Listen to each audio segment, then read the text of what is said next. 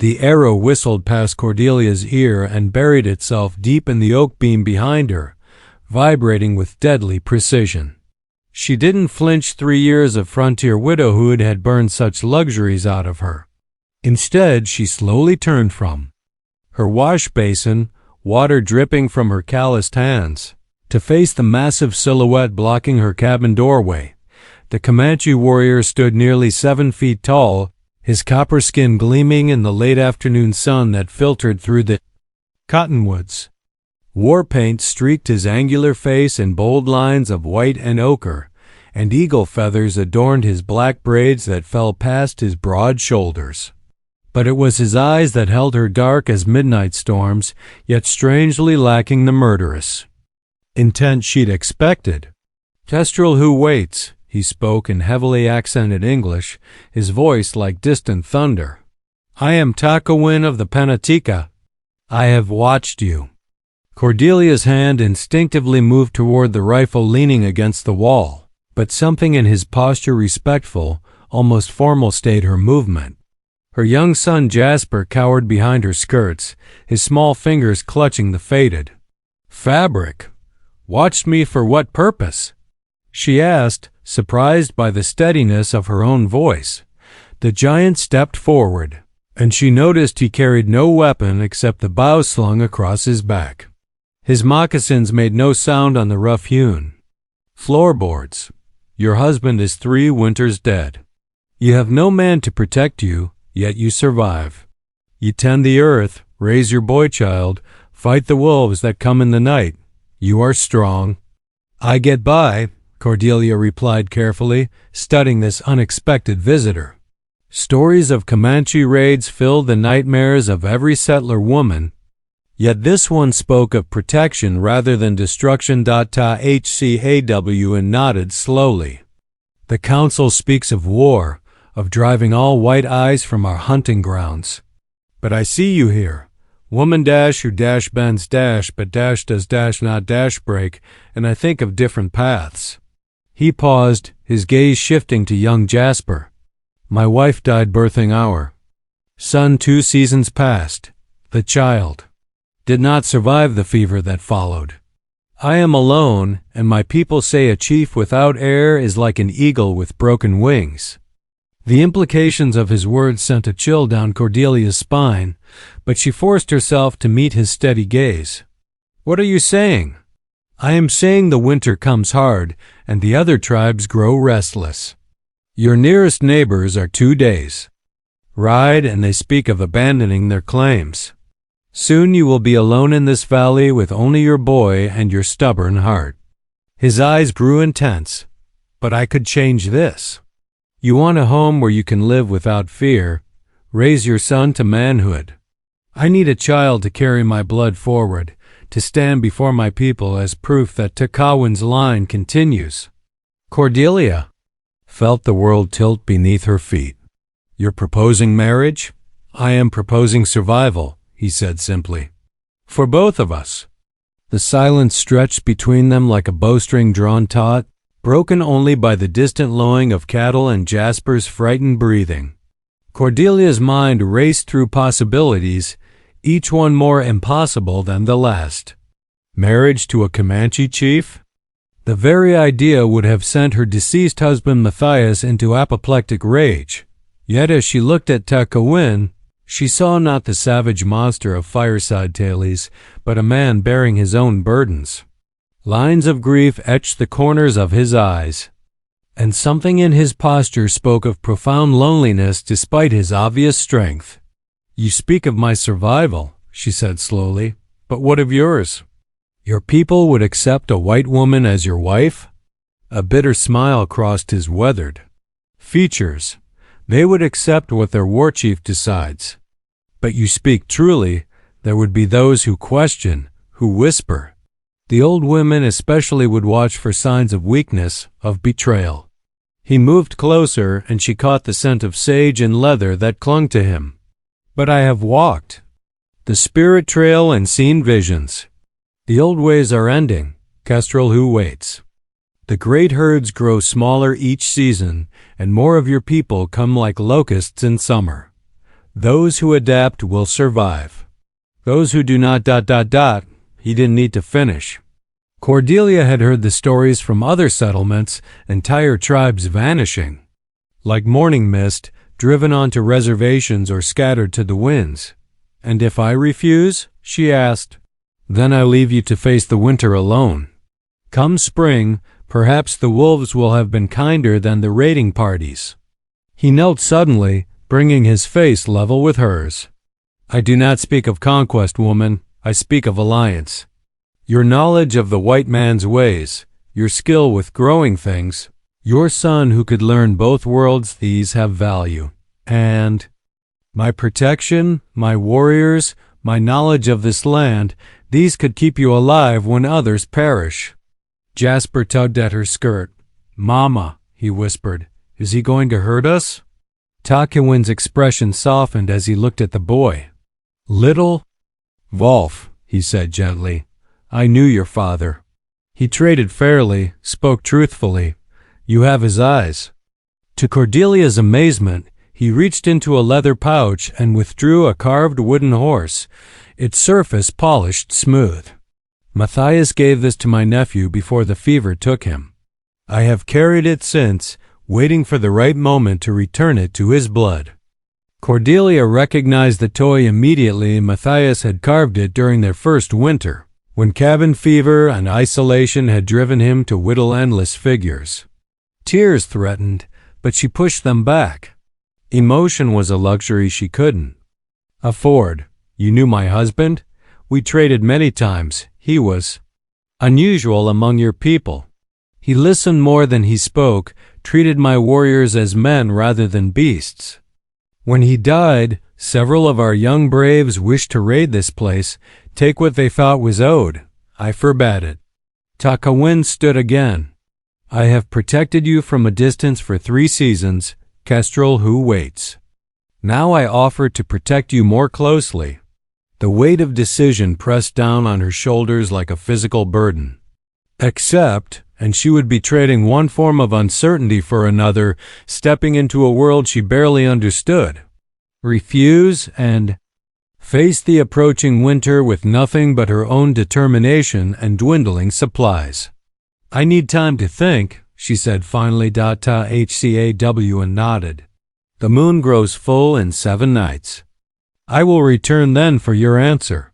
He turned to leave, then paused. Know this, if you accept, there can be no half measures. You would be my wife in all ways, mother to the children we would have together. And your son would become mine as well, raised as a warrior of 2 peoples. With that, he melted into the shadows between the trees, leaving only the arrow in her wall as proof he had ever been there. The days that followed passed in a blur of restless activity. Cordelia threw herself into her daily chores with fierce determination, as if the familiar rhythms of milking, weeding, and mending could somehow provide the answers she desperately needed. But Takawin's proposal haunted her thoughts like smoke from a stubborn fire. She found herself watching the tree line constantly, half expecting to see painted warriors emerge from the shadows.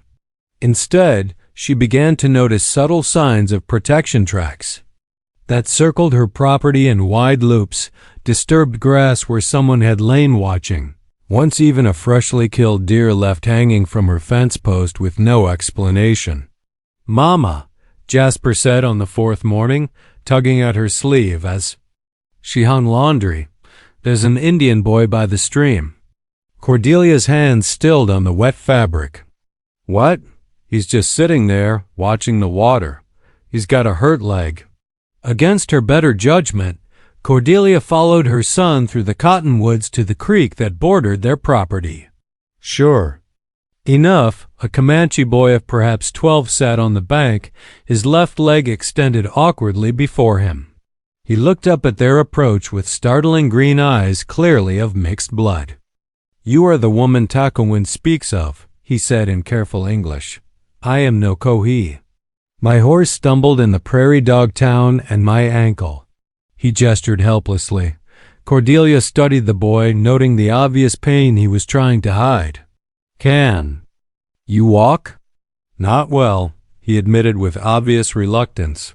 Something in his stoic acceptance of pain reminded her painfully of Jasper, the way children tried. So hard to be brave when the world seemed too large and dangerous. Before she could reconsider, she found herself extending a hand. Come on then. Let's get that ankle looked at. The next few hours revealed more about Comanche culture than all the frontier tales she'd ever heard. Nokohe was Takawin's nephew, son of his sister and a captured Mexican traitor. He spoke 3 languages fluently and could identify every plant within a mile by its medicinal properties. While Cordelia wrapped his sprained ankle, he told stories of buffalo hunts and vision quests, of a world where honor mattered more than gold and where the sky was the only ceiling a man needed. Uncle says you might become his woman, Nokohe said with the casual directness of youth. The old ones worry, but I think it could be good. You heal things that are broken. Our people... We have many broken things now. What do you mean? The boy's young face grew solemn. The white soldiers burn our villages, drive off the buffalo. Every season we must move further from the places our grandfathers knew. Some of our young men speak only of war, of dying with honor rather than living like caged eagles. But Uncle Takawin sees a different path. And what path is that? Learning. Becoming strong in both worlds instead of strong in only one. Nokohe looked at Jasper, who had been listening with wide-eyed fascination. Your son could be a bridge between our peoples. He could speak for us when the white chiefs make their treaties, help us understand the new ways without forgetting the old ones.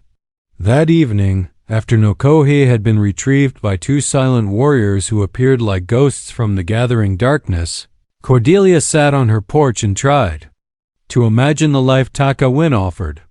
She would learn new customs, new languages, perhaps even new ways of seeing the world itself. Her children, for there would be children, that much was clear, would grow up belonging to both worlds and fully to neither, but they would grow up. That was the heart of it. In this harsh land where disease and violence claimed so many, survival itself was victory. Mama, Jasper said from the doorway, are we going to live with the Indians? Cordelia pulled him onto her lap, feeling how small and fragile he seemed against her chest. Would that frighten you? He considered this with 6-year-old seriousness. Nokohe says they have ponies, lots of ponies. And they don't have to milk cows or weed gardens. Despite everything, Cordelia found herself smiling. There are other kinds of work, little man. Harder kinds sometimes, but we'd be safe? The simple question cut to the heart of everything. Safe. How long since she'd felt truly safe? Not since Matthias died, certainly. Maybe not since they'd first left Missouri, chasing dreams of land and freedom across an unforgiving wilderness. I think we might be, she whispered into his hair. I think we just might be. The 7th night arrived with unseasonable warmth, as if the spirits themselves conspired to make Cordelia's decision more difficult. She had spent the afternoon in nervous preparation, bathing in the creek, braiding her auburn hair, and donning her one good dress, a blue calico that Matthias had bought her for their last anniversary. HCAWN arrived at sunset, but he was not alone. 3 other Comanche warriors accompanied him, their horses stepping silently through the tall grass. Cordelia recognized the formality of the occasion. This was not merely a proposal, but a ceremony of sorts. I have brought witnesses, Takawin explained as he dismounted. If you accept, they will carry word to my people. If you refuse, they will remember that the offer was made with honor and declined with respect. The eldest of the 3 warriors, his hair silver white and his face mapped with decades of weather and wisdom, stepped forward. I am Broken Lance, keeper of our band's memory. I have come to see if the white woman has courage to match her stubbornness. Cordelia lifted her chin. And what would convince you of that? A ghost of a smile touched the old man's lips. Words are wind, woman. Actions are stone. Show me your garden. For the next hour, Broken Lance examined every aspect of her homestead with the thoroughness of a military inspector. He studied her vegetable plots, tested the strength of her fences, even climbed into the loft of her small barn to assess her grain stores. The other warriors followed silently, occasionally murmuring to each other in their liquid language. You grow corn, Broken Lance observed, hefting an ear from her drying rack. But not as we do. Your plants stand in straight lines like white soldiers on parade. Ours dance together as families should. My way produces more grain per acre, Cordelia replied evenly. Perhaps. But our way ensures that if disease takes some plants, others survive. Which is more important, abundance in good times or survival in bad ones? The question hung in the evening air like smoke from a sacred fire. Cordelia realized she was being tested in ways she hadn't anticipated. This wasn't just about whether she could be a suitable wife for their war chief, it was about whether she could adapt, learn, possibly even teach. Both have value, she said finally. Perhaps there's wisdom in combining methods. Broken Lance nodded approvingly, a diplomatic answer. Takawin chose better than I expected. He turned to the war. Chief, she has practical skills and a survivor's instincts. But can she bear the weight of being between two worlds? That, said Takawin, is what I hope to discover. As the warriors conferred quietly among themselves, Takawin drew Cordelia aside. In the fading light, he seemed less imposing, more human. The war paint had faded from his face during the day's ride, revealing laugh lines around his dark eyes. There is something you must understand, he said softly. If you accept my proposal, you will not simply be taking a husband.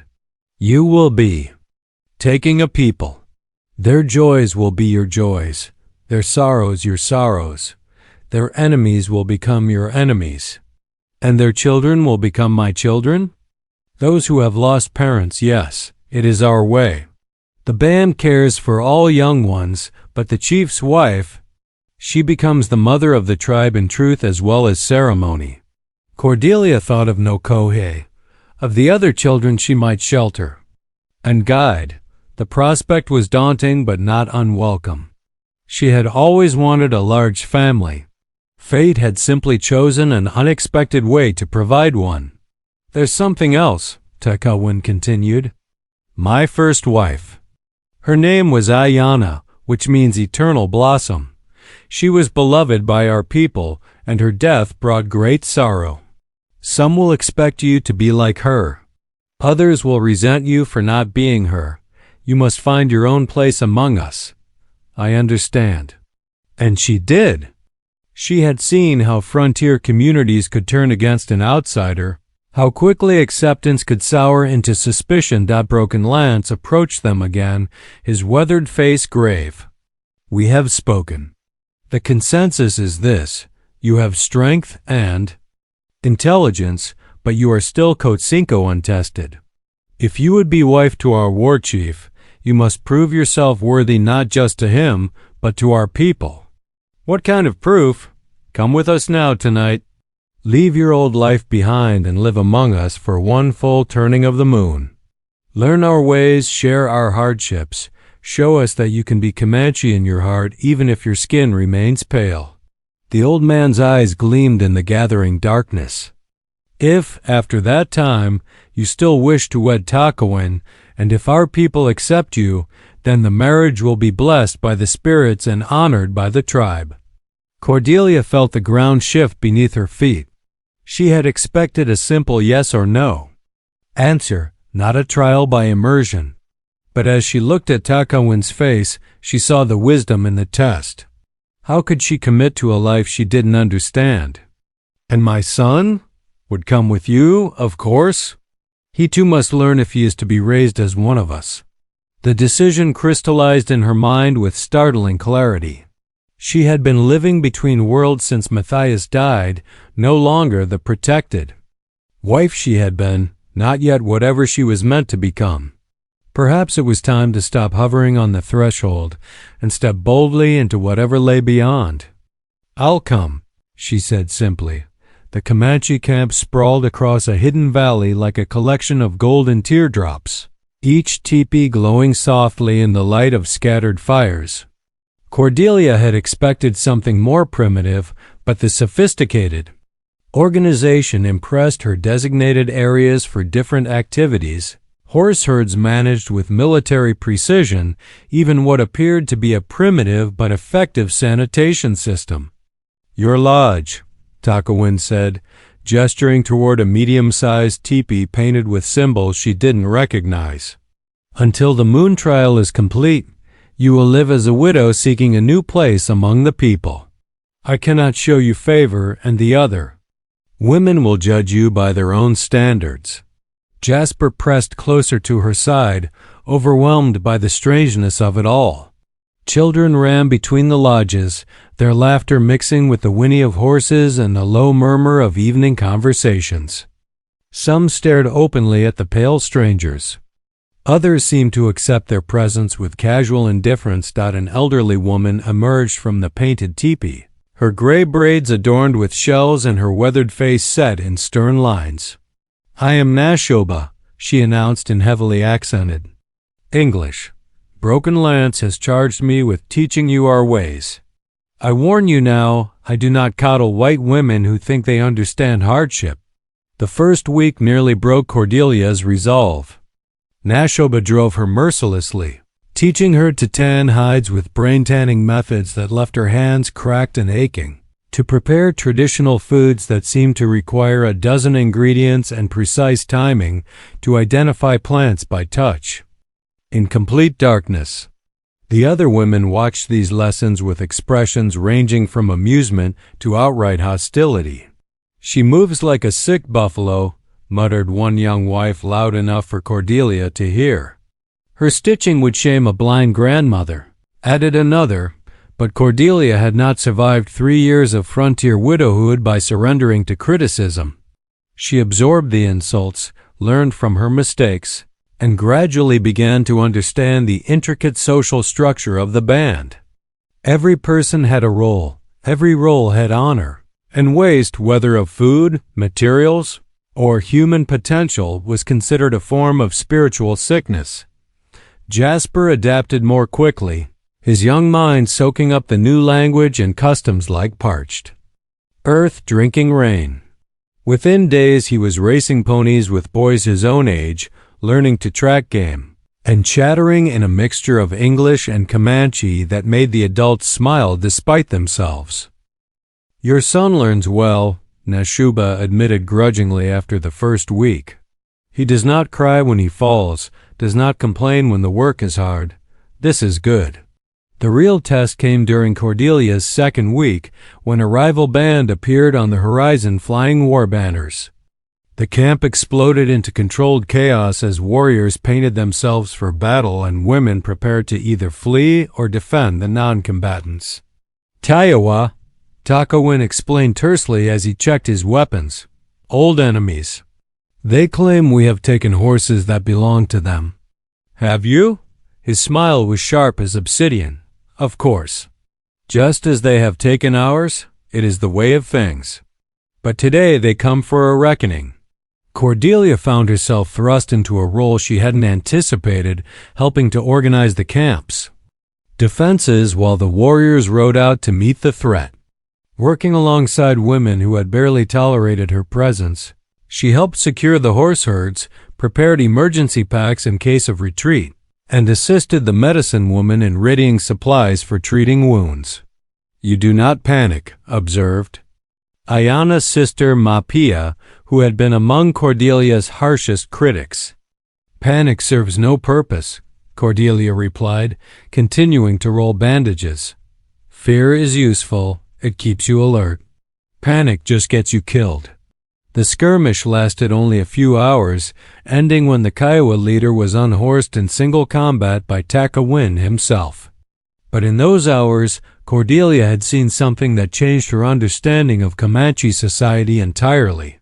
These weren't savage raiders, as the stories claimed, but a people under constant pressure, fighting not for conquest but for survival itself. That night, as the warriors celebrated their victory with songs and stories, Mapia approached Cordelia with a steaming bowl of stew. "You proved yourself today," she said simply. "Not as a white woman trying to be Comanche, but as a woman who understands that protecting the people comes before protecting yourself." "I only did what needed doing." "Yes," Mapia smiled. "That is exactly what you did." The third week brought a different kind of challenge when little Nokohe fell seriously ill with fever. Cordelia found herself working alongside the band's medicine woman, combining her frontier knowledge of healing herbs with traditional Comanche practices. They fought the fever for 3 nights, taking turns to keep the boy's body temperature down and forcing healing teas between his cracked lips. "The spirits are testing us," the medicine woman, Helona, murmured as they maintained their vigil. "The boy is caught between worlds like you. If he lives, it will be a sign that such bridges can be strong rather than broken." When Nokohe finally opened his eyes on the 4th morning, asking weakly for water, a cheer went up from the gathered crowd. But it was Takawin's expression that told Cordelia she had passed some crucial test. In his dark eyes, she saw not just approval but something deeper respect, perhaps even the beginning of genuine affection.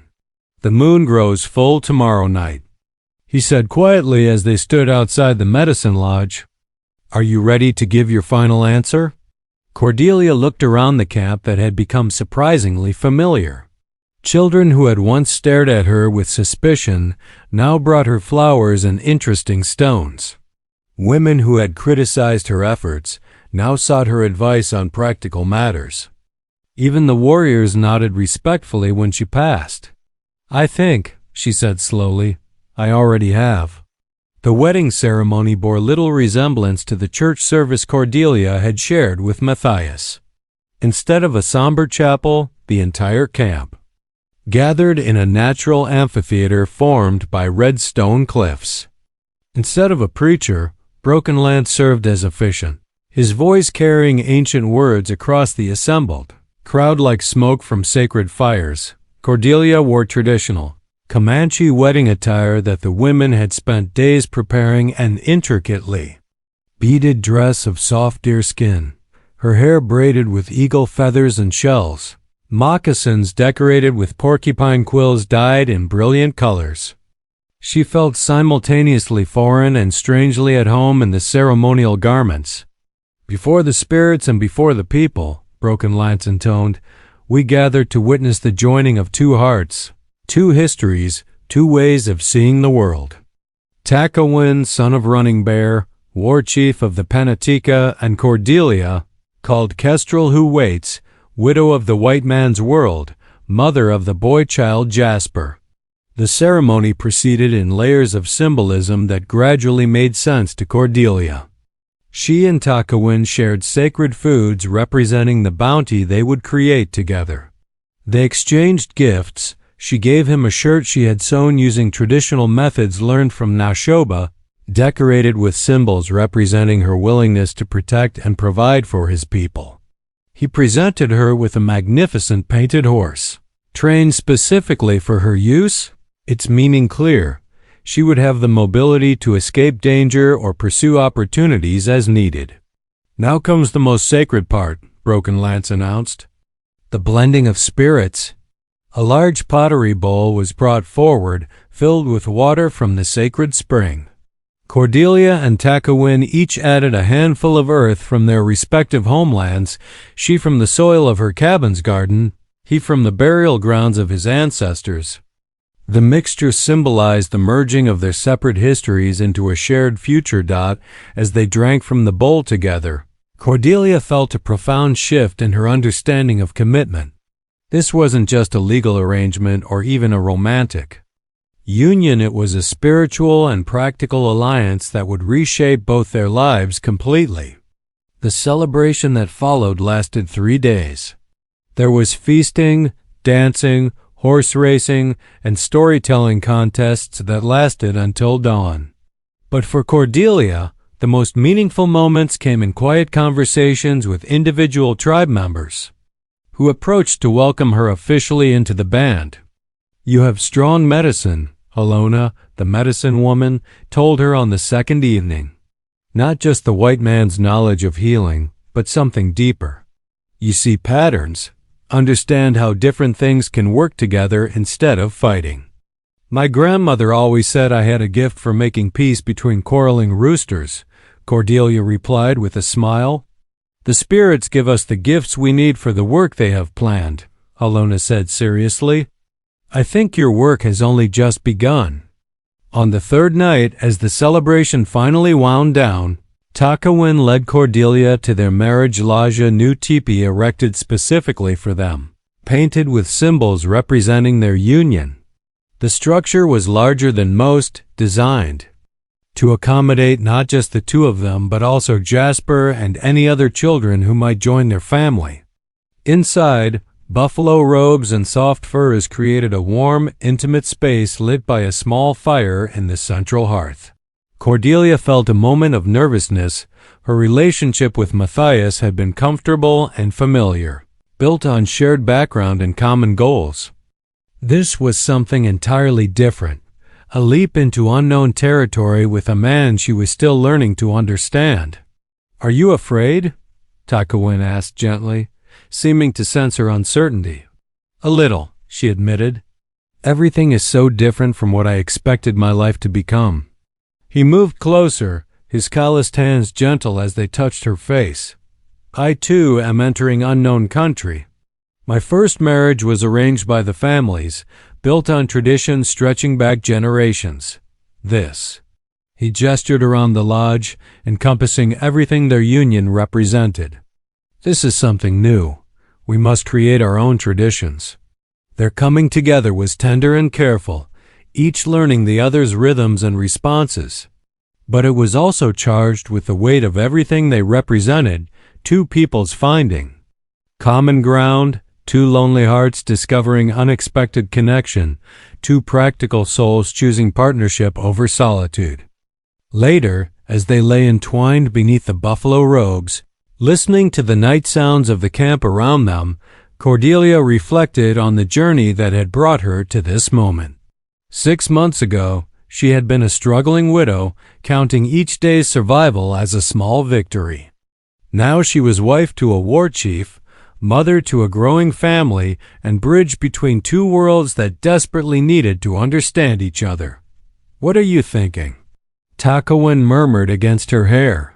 "That life is stranger and more generous than I ever imagined," she replied honestly. His laugh rumbled through his chest. "Wait until you meet my mother.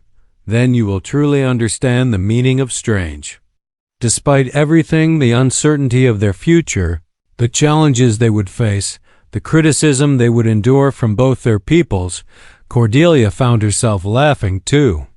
Perhaps that was the secret of survival, not the absence of fear, but the presence of hope and the willingness to find joy even in the midst of transformation. Winter arrived early and harsh, testing the new bonds of Cordelia's marriage in ways she hadn't anticipated.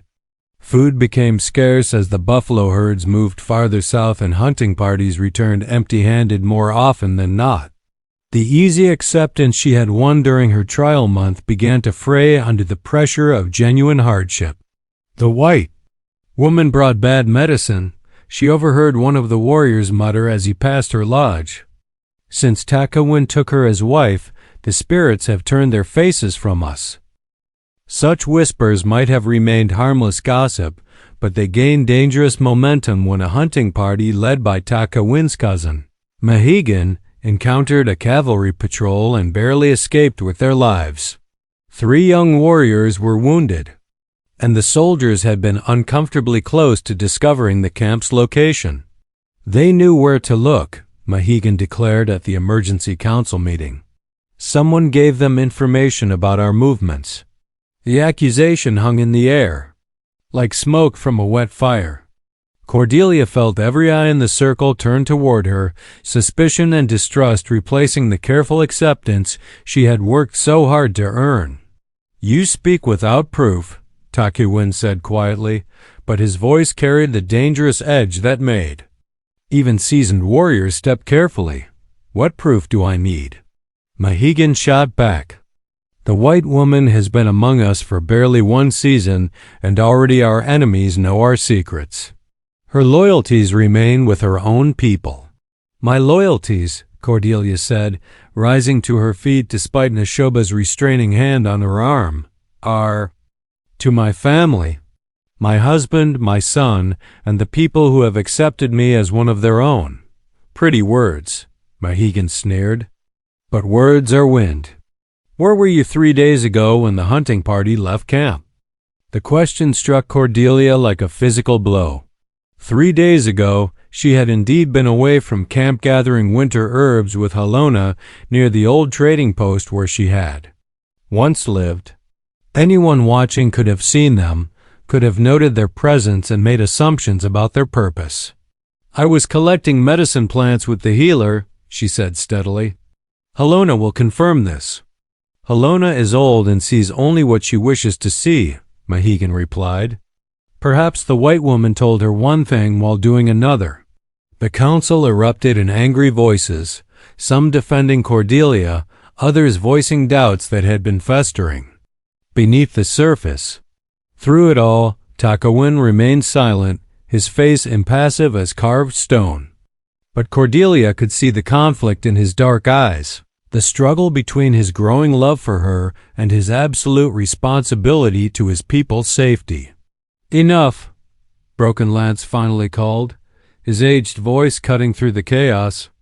"These are the words of frightened children, not Comanche warriors. We will not tear ourselves apart based on fears and suspicions." "Then what do you propose, grandfather?"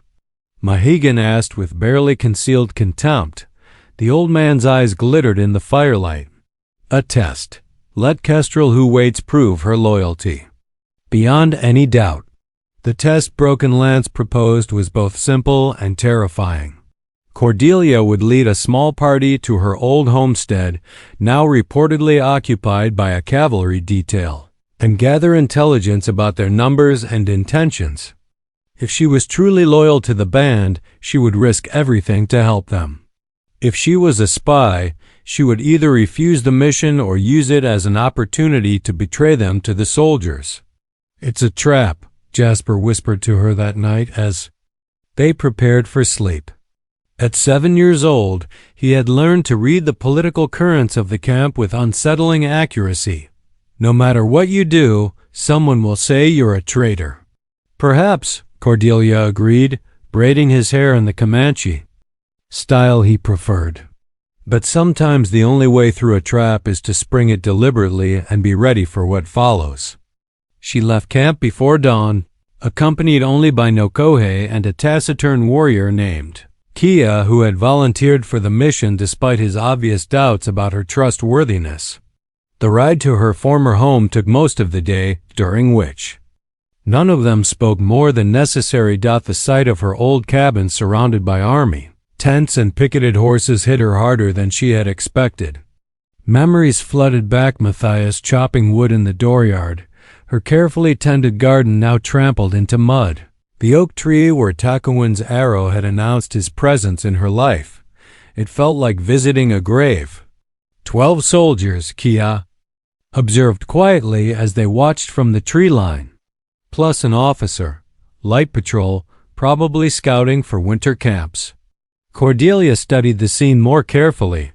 Something about the setup bothered her, though she couldn't immediately identify what.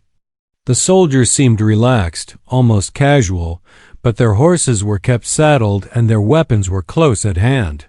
This wasn't a patrol settling in for the night. This was a patrol ready to move quickly when the moment came. "It's a trap," she breathed, understanding flooding through her.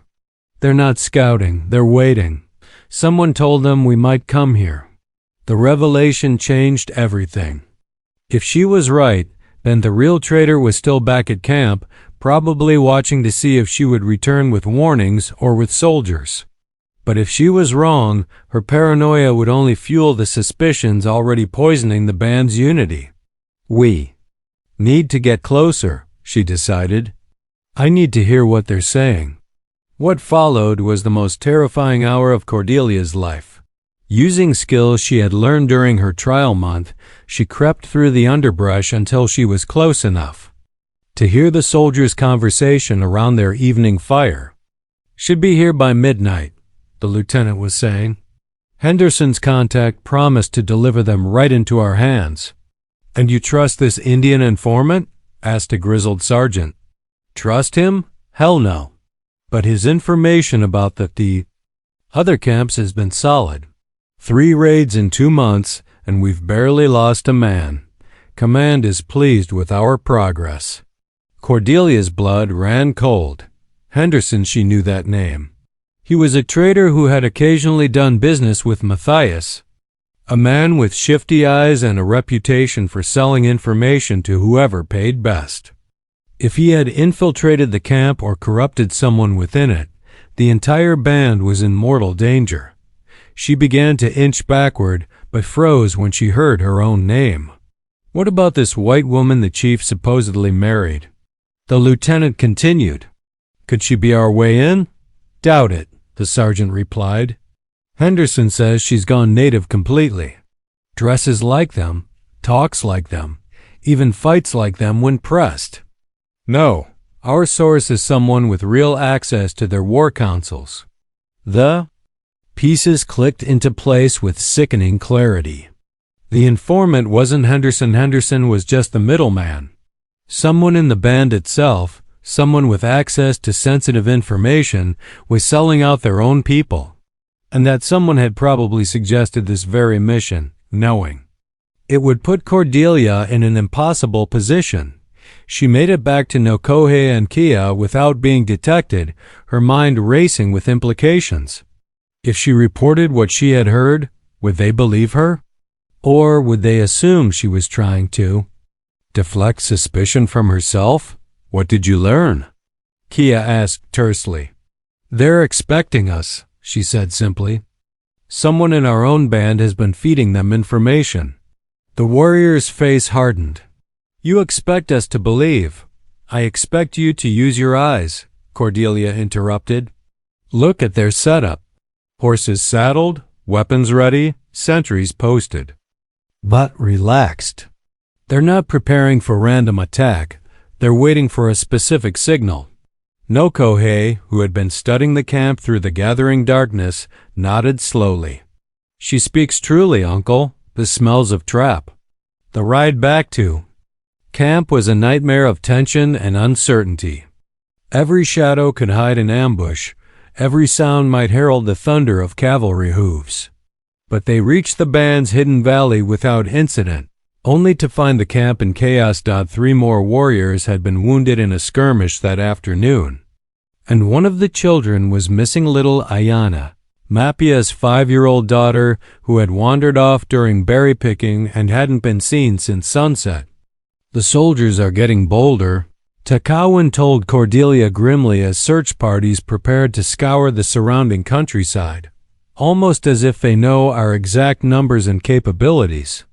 They do know, Cordelia said quietly, and I know who's been telling them. The final confrontation came not with dramatic accusations or violent revelations, but with the quiet weight of accumulated evidence presented before the full council. Cordelia had spent the night piecing together fragments of memory conversations. Overheard, absences unexplained, small inconsistencies that made sense only when viewed as part of a larger pattern. The traitor was Mohegan himself. As Takawan's cousin and a respected warrior, he had access to all strategic discussions. His vocal opposition to Cordelia's presence had provided perfect cover for his own treachery. Who would suspect the man most critical of outside influence? And his vehement accusations had been calculated to create division and chaos, weakening the band from within. You have no proof, Mohegan snarled when Cordelia finished laying out her case. Only the desperate lies of a white woman trying to save her own skin. The proof is in your saddlebags, he had said quietly. The warrior had spent the dawn hours searching Mohegan's belongings while everyone else was focused on finding the missing child. Gold coins, fresh supplies, and this. He held up a small leather pouch containing written notes, detailed information about the band's movements, numbers, and plans, all in Mohegan's distinctive hand. The silence that followed was deafening. Warriors who had fought alongside Mohegan for years stared at him as if seeing a stranger. The evidence was overwhelming, undeniable, devastating. "Why?" Takawin asked, his voice barely above a whisper. "We are family. Blood of blood." Mohegan's mask finally slipped, revealing the bitter resentment that had been festering beneath his warrior's facade. "Family? You call it family when you abandon our traditions for a white woman's bed?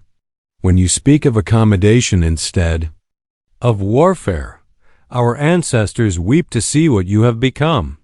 "Our ancestors were practical people," Broken Lad said sadly. "They adapted to changing times, learned new ways when the old ways no longer served. You have chosen the path of death, cousin. Not honorable death in battle, but the slow death of betrayal and corruption." The sentence was swift and final. By sunset, Mohegan was gone from the camp forever. His name struck from the band's memory songs, his existence erased from their collective history. It was a fate worse than death for a people who measured immortality by the stories told around winter fires. But his betrayal had already done its damage. The cavalry knew too much about the band's defensive capabilities and would undoubtedly press their advantage.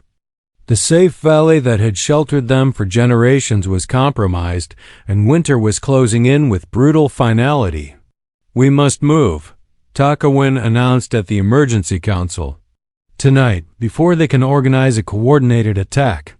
The evacuation was a masterpiece of organized desperation.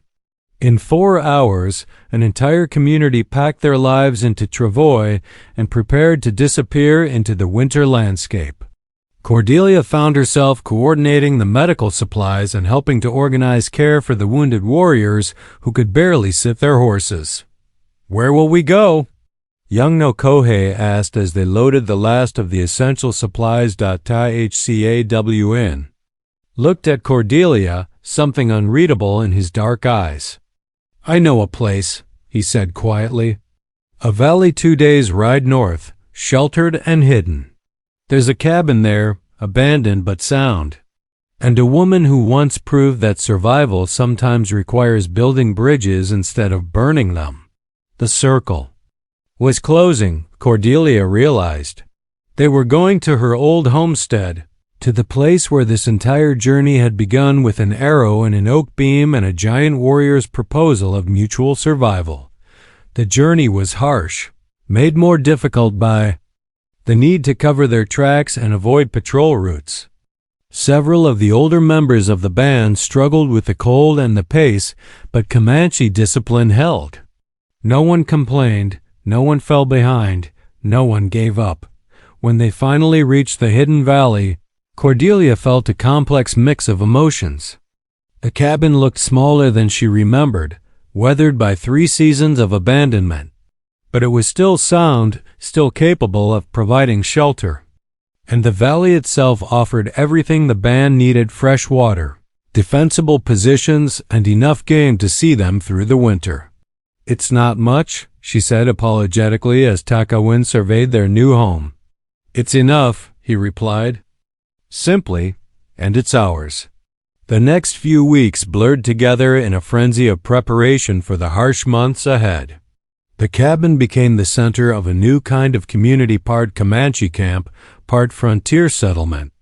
Cordelia found herself translating not just languages but entire ways of thinking, helping her 2 worlds find common ground in the most literal sense possible. Jasper thrived in the hybrid environment, equally comfortable tracking deer with Nokohe, and helping Nashoba prepare traditional winter foods. The other children adapted with remarkable resilience, creating games that mixed elements from both cultures and inventing new traditions that belonged entirely to them. On the first anniversary of Takawin's original proposal, Cordelia stood in the doorway of the cabin and watched her expanded family going about their evening routines. Takawin was teaching the young warriors how to maintain their weapons in winter conditions.